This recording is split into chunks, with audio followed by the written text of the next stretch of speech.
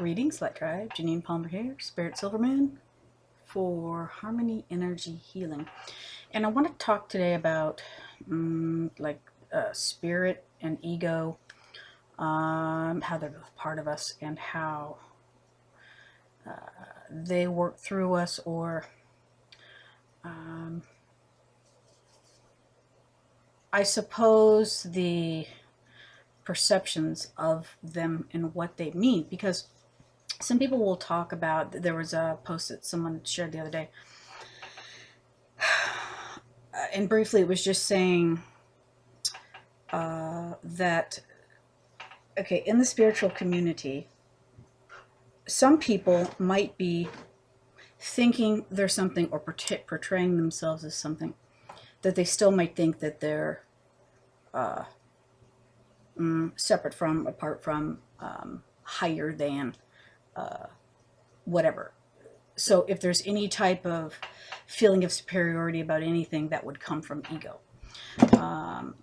So in other words, she was saying that, like, if you label yourself with something that is separating you from source, or why would you want to separate yourself from source? So here on planet Earth, a lot of us, we think we're separate from God, and we think we're separate from each other. And that's why we have all the issues and challenges that we do, until we rediscover that connectedness and honor that. Okay, so when we recognize that God is within us and everything around us is not separate from us, it's not something out there to fear, as many religions program us to do. But on the other hand, everyone is at different levels of awakening and awareness. Okay, and we're all on a spiritual path. Some of us realize it, some of us don't. Okay, spirit is part of us. It's what animates us. Spirit, soul, emotional body, mental body, physical body. Okay, so many aspects to who we are. Some people aren't too in touch with the spiritual. They're very focused on the material, which is a lower vibrational thing. They just haven't done it yet. It's all by choice. It's all by how our spirit or soul is called, how life directs us, cracks us open, or whatever. What was I just saying about the spiritual? So we're guided on this path, and as we begin to open, so usually life will crack us open, right, to such a degree that we want to find healing and meaning. And so we might be guided or directed or redirected towards something that we start to find knowledge in something, through books, through teachers, through, religious groups, ideologies, spiritual teachings, whatever those are. Okay, so we might find something healing in there that redirects us to ourselves, and it redirects us to God and ourselves. So like churches, religions, ideologies, philosophies, belief systems, they only point to God. They are not God. Even scriptures, they're not God. People worship scriptures and religions more than they worship the God, which is actually in them and everyone around them. So they want to think that their denomination of belief is right, and focus and worship on that, while they bash their brother when God is in their brother. They're not acknowledging God when they don't acknowledge everyone on the planet, all beings, animals, trees, everything. So when those things can point us to God and we find that in us, that's when we start to really understand a deeper meaning of spirit. Okay. But there are people who use it for money or power or acknowledgement or recognition.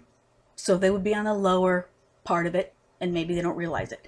Now, it is okay to use certain gifts and training in that field to help people and charge for it. Okay, and be honest and helpful and ethical, where you're not some charlatan, being fake. So in other words, if someone goes and spends a lot of time invested and money invested to become something, people do Reiki, hypnotherapy, healing touch, even shamanic, whatever they learn, they might get a title, they get a certification. Okay, so it's not like, oh, I'm better than you because I do this.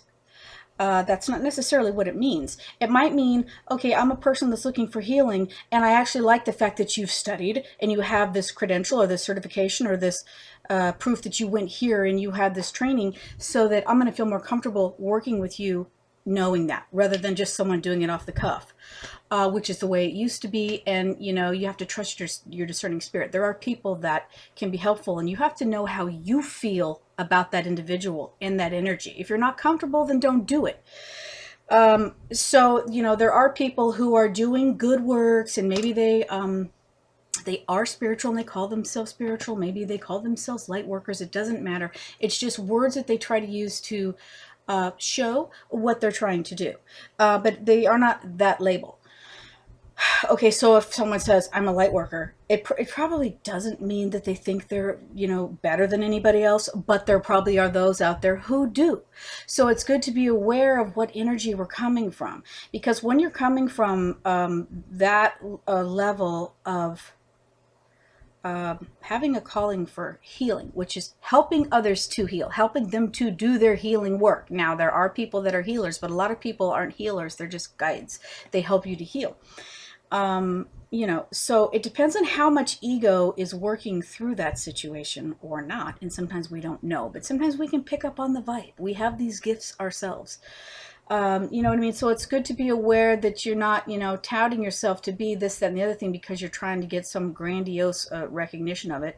And then there's people who are doing it from a level of compassion for the greater good, and people will try to knock them down because they don't understand. People are at different vibrational levels, and some people that might be on a lower vibrational level might try to bash, attack, or whatever other people attempting to do good works here. Yeah, most of us have experienced that. So basically, this is just a little discussion about the difference between, well, we all have to deal with ego. It's recognizing it and not letting it control us and rising above it to whatever degree. That's the challenge. And yeah, we're all spiritual. Some people, they don't believe in something that can't be proved, or that they can't see it and touch it and feel it.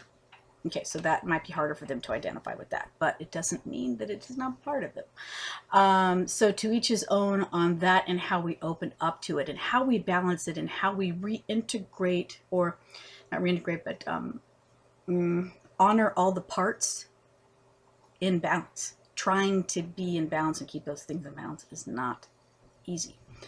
But trusting that the innate part of ourselves. There's just so much to learn and so much to release and unlearn to come back into balance with our divinity. Peace.